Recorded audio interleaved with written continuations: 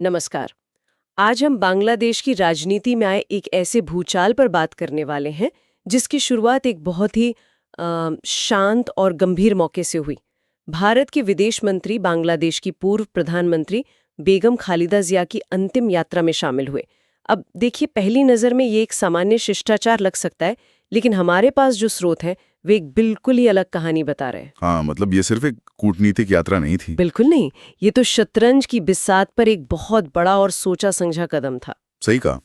और ऐसा इसलिए क्योंकि इस एक घटना ने बांग्लादेश में 3 दशकों से जो चल रहा था, दो बेगमों की जंग। हाँ, उस 2 बेगमों की जंग के एक पूरे युग का अंत कर दिया। एक बेगम खालिदा जिया अब नहीं रही और दूसरी शेख हसीना, वो भारत में एक तरह से निर्वासित जीवन जी रही हैं। तो आज हम इसी की तह में जाएंगे। हम ये समझने की कोशिश करेंगे कि इस जबरदस्त पॉलिटिकल वैक्यूम का मतलब क्या है, कौन सी नई ताकतें हैं जो इस खाली जगह को भरने के लिए बेचैन है। और इन सब का भारत और बांग्लादेश के रिश्तों पर आने वाले सालों में क्या असर पड़ेगा। बिल्कुल। और जो बात इसे और भी ज्यादा दिलचस्प बनाती है वो ये है कि ये सिर्फ दो नेताओं का सीन से हटना नहीं है। ये तो बांग्लादेश के पूरे पॉलिटिकल सिस्टम की बुनियाद हिलने जैसा है। मतलब देखिए, शेख हसीना की पार्टी अवामी लीग, उस पर बैन लग चुका है। खालिदा जिया की पार्टी बीएनपी, उसकी लीडरशिप में एक बड़ा संकट चल रहा है। और इन सब के बीच एक नई अंतरिम सरकार ऐसे ऐसे कदम उठा रही है जो नई दिल्ली में बैठे लोगों की नींद उड़ाने के लिए काफी हैं। तो चलिए सबसे पहले उसी अंतिम यात्रा वाले दिन पर लौटते हैं।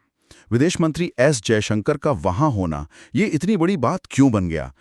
मुझे जो बात सबसे ज्यादा चौंकाने वाली लगी वो ये थी कि वहां पाकिस्तान, चीन या अमेरिका, इन देशों से कोई भी मंत्री स्तर का अधिकारी मौजूद नहीं था। और ये वो देश हैं जिन्हें बांग्लादेश अपना करीबी मानता है। यही तो इस कदम की सबसे खास बात है। ये एक बहुत पावरफुल मैसेज है। हमारे पास जादवपुर विश्वविद्यालय के एक प्रोफेसर का विश्लेषण है जो कहते हैं कि भारत इस कदम से साफ साफ ये दिखा रहा है कि वो अब बांग्लादेश को किसी एक पार्टी या किसी एक नेता के चश्मे से नहीं देखेगा। अच्छा। भारत अब बीएनपी यानी खालिदा जिया की पार्टी से भी बात करने के सारे रास्ते खोल रहा है, और ये वही बीएनपी है जिसके साथ भारत के रिश्ते हमेशा से ही तनावपूर्ण रहे हैं। बहुत ज्यादा तनावपूर्ण रहे हैं। और वो तनाव बेवजह तो नहीं था, है ना। स्रोत हमें याद दिलाते हैं कि जब जब खालिदा जिया सत्ता में रहीं, चाहे वो 90 के दशक की शुरुआत हो या 2000 के दशक की, उन्होंने भारत के उत्तर पूर्वी राज्यों में सक्रिय विद्रोहियों को न सिर्फ पनाह दी बल्कि उन्हें बढ़ावा भी दिया। बिल्कुल। और इसके अलावा व्यापार हो या नदियों के पानी का बंटवारा, हर अहम मुद्दे पर उनका रवैया टकराव वाला ही रहा। हाँ, और ये सिर्फ एक राजनीतिक रुख नहीं था। नहीं, इन रिपोर्ट्स को एक साथ पढ़ने पर एक तस्वीर उभरती है कि ये बांग्लादेश की राष्ट्रीय पहचान को भारत से बिल्कुल अलग और कभी-कभी तो भारत के विरोध में खड़ा करने की एक सोची समझी रणनीति का हिस्सा था। तो ऐसे में एस जयशंकर का वहां जाना और खालिदा जिया के बेटे तारिक रहमान से मिलना, ये सिर्फ हाथ मिलाना नहीं है, ये भारत की तरफ से एक इशारा है कि हम अतीत को पीछे छोड़कर आगे बढ़ने को तैयार हैं। और बांग्लादेश के लोग जिसे भी अपना नया नेता चुनेंगे, भारत उसके साथ काम करने को तैयार है। दो बेगमों की जंग का खत्म होना, ये सुनने में जितना आसान लगता है, बांग्लादेश की राजनीति के लिए उतना ही बड़ा मोड़ है। पिछले 30 साल से वहां की पूरी सियासत, हर चुनाव, हर आंदोलन इन्हीं दो महिलाओं के इर्द गिर्द घूमता था। अब दोनों ही सीन में नहीं है। इसका जमीन पर क्या असर दिख रहा है? जमीन पर इसका असर एक गहरे कंफ्यूजन और एक बड़े पावर वैक्यूम के तौर पर दिख रहा है। बीएनपी, जो कागज पर देश की सबसे बड़ी पार्टी है, अपनी सबसे बड़ी नेता के बिना बिखरी हुई नजर आ गई है। और जिया के बेटे तारिक रहमान, जो अब पार्टी की कमान संभाल रहे हैं। हाँ, वो 17 साल ब्रिटेन में रहने के बाद हाल ही में लौटे हैं। 17 साल एक बहुत लंबा वक्त होता है। बहुत लंबा वक्त। इसकी वजह से उनकी पकड़ जमीनी कार्यकर्ताओं पर उतनी मजबूत नहीं है और न ही वो भावनात्मक जुड़ाव है जो बांग्लादेश जैसी जगह पर राजनीति करने के लिए बेहद जरूरी है। तो यहाँ एक बड़ा सवाल खड़ा होता है। एक तरफ उनकी मां की मौत से पैदा हुई सहानुभूति की एक लहर है, लेकिन दूसरी तरफ ये 17 साल का लंबा गैप और पार्टी के अंदर की गुटबाजी है। हमारे स्रोत क्या बताते हैं, इन दोनों में से कौन सा फैक्टर जमीन पर ज्यादा भारी पड़ रहा है? यही तो $1 मिलियन का सवाल है। ओपिनियन पोल्स के जो आंकड़े हमारे पास हैं वो दिखाते हैं कि इस सहानुभूति की लहर की वजह से बीएनपी फिलहाल रेस में सबसे आगे है। लेकिन ये बढ़त बहुत ज्यादा नहीं है ना? नहीं, बहुत ज्यादा नहीं है। और ठीक उनकी गर्दन पर जो पार्टी सांस ले रही है वो है जमाते इस्लामी। जमात इस सियासी खालीपन का फायदा उठाने के लिए अपना पूरा जोर लगा रही है और उनका तरीका इस बार बिल्कुल अलग है। मुझे इन स्रोतों में जो बात सबसे हैरान करने वाली लगी वो जमात इस्लामी का ये नया रूप ही है। जो पार्टी कल तक कट्टरपंथ और शरिया कानून की बात करती थी, वो आज लोकतंत्र और विकास की भाषा बोल रही है। ये तो पूरी तरह से रीब्रांडिंग है। हाँ, और ये एक बहुत ही चालाकी से की गई रीब्रांडिंग है। वे समझ गए हैं कि सिर्फ कट्टर इस्लामिक एजेंडे के दम पर वो सत्ता में नहीं आ सकते। अच्छा। इसलिए अब वो अपनी रैलियों में इस्लामिक शरिया कानून लागू करने की बात पर जोर नहीं दे रहे हैं।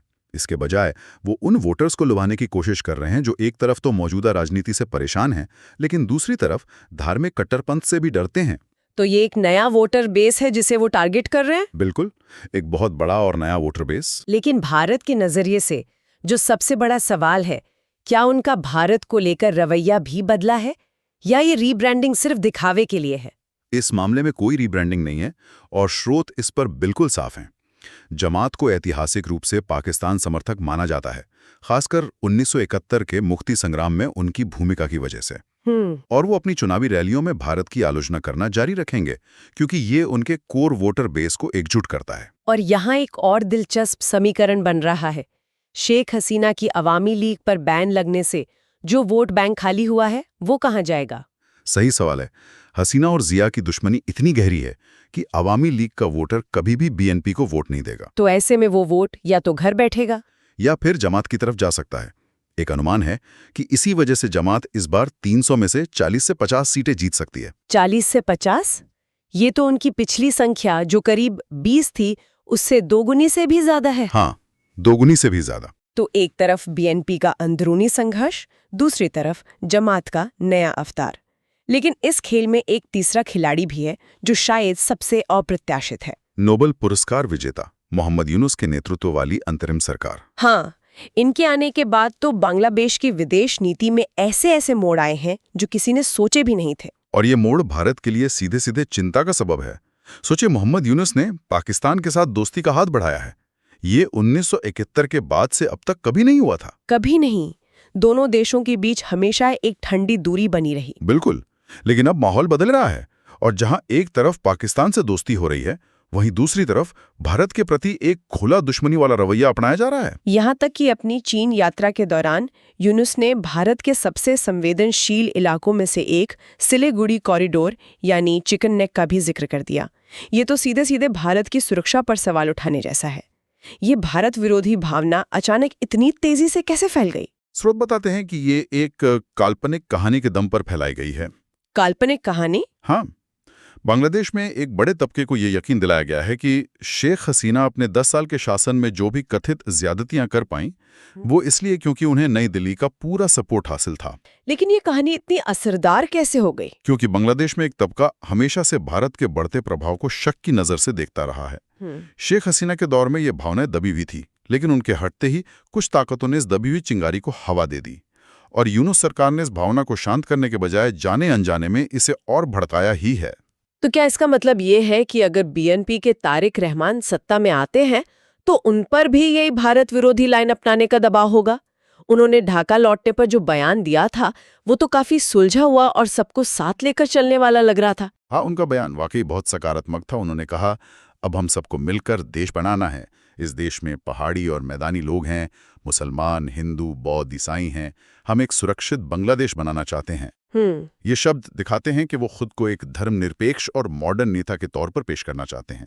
लेकिन राजनीति सिर्फ बयानों से नहीं चलती। सही बात है। उन पर देश के अंदर मौजूद भारत विरोधी लॉबी का जबरदस्त दबाव रहेगा।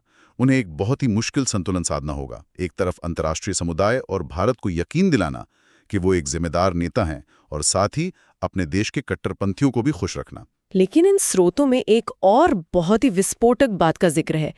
एक थ्योरी ये भी चल रही है कि शायद चुनाव हो ही ना। हाँ, और ये इस कहानी का सबसे खतरनाक पेंच है।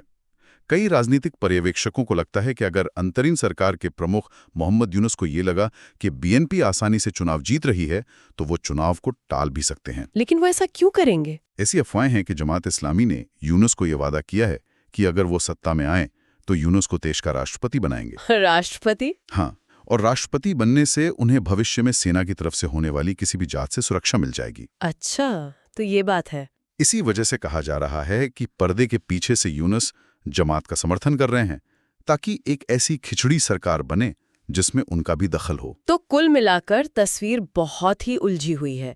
बांग्लादेश एक ऐसे चौराहे पर खड़ा है जहां से कई रास्ते निकलते हैं और कोई भी रास्ता आसान नहीं है। राजनीतिक मैदान बिखरा हुआ है, जमात का असर बढ़ रहा है और एक अंतरिम सरकार है जिसका अपना छिपा हुआ एजेंडा हो सकता है। ऐसे में जो हमारा शुरुआती सवाल था, क्या भारत का एक डिप्लोमेटिक कदम इन सारे जटिल समीकरणों को साधने के लिए काफी है? नहीं, बिल्कुल नहीं। वो सिर्फ एक शुरुआत थी, दरवाजे पर एक दस्तक थी। जैसा कि हमारे एक स्रोत में कहा गया है, भारत और बांग्लादेश के रिश्तों का भविष्य सिर्फ ऐसे प्रतीकात्मक कदमों पर निर्भर नहीं करेगा। ये इस बात पर निर्भर करेगा कि भारत बांग्लादेश की इस नई और जटिल जमीनी हकीकत को कितनी गहराई से समझता है और उसके हिसाब से लगातार और कितनी चतुराई से संवाद करता है। तो ये सिर्फ सियासी खालीपन नहीं है, ये एक तरह से बांग्लादेश की पहचान का संकट है। बिल्कुल। भारत समर्थक बनाम भारत विरोधी की जो पुरानी राजनीति थी, वो अब खत्म हो रही है और इस शून्य में जमाते इस्लामी जैसी ताकतें पूरे खेल को एक नए सिरे से परिभाषित करने की कोशिश कर रही हैं, जिसका भारत के लिए मतलब है कि पुराने नियम अब लागू नहीं होंगे। और यहीं पर हम आज की इस चर्चा को एक सवाल के साथ खत्म करते हैं जिस पर सोचा जा सकता है, अगर बांग्लादेश में एक ऐसी सरकार बनती है जो भारत के प्रति उतनी दोस्ताना नहीं है जितनी पिछली सरकारें रही हैं, तो भारत को अपनी पड़ोसी पहले की नीति पर किस हद तक पुनर्विचार करना होगा और वो कौन से नए तरीके होंगे जिनसे भारत एक ऐसे बांग्लादेश के साथ रिश्ते निभाएगा जो अब खुद को भारत के संदर्भ में परिभाषित ही नहीं करना चाहता।